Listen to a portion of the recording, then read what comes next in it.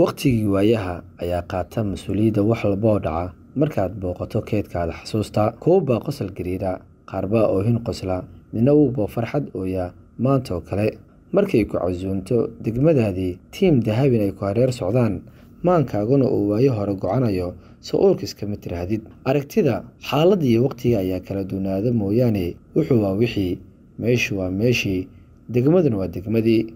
taa mid la mid ah ayaa maalin shalay qabsatay ciyaaraanka kooxda kubadda cagta Muqdisho City Club Cabdicasiis Maxamed Catoosh markuu soo dhawaan lama filaan oo ka helay xidigaha degmada Yaaqshiid filayn in degmada soo dhawaynta ay sameeyaan balse mar walba qalbiga ay la socdaan waxaan leeyahay degmada Yaaqshiid diray joog ciyaartoyda mataleysa degmada Yaaqshiid ayaa soo dhaweyn u sameeyay laacibka MCC xul qaranka Soomaaliya Cabdicasiis Catoosh ka oo kamid ah laacibiinta ugu fiican ee ka dheelay horyaalka Soomaaliya Premier League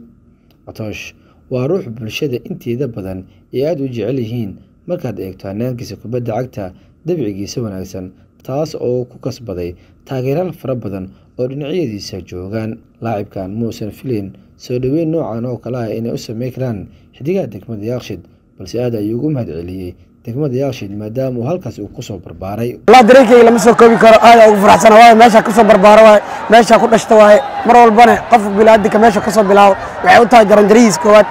wax walba oo degmada Yaaqshiid ee maanta aniga ahay degmada Yaaqshiid aan dhigtay Catoosh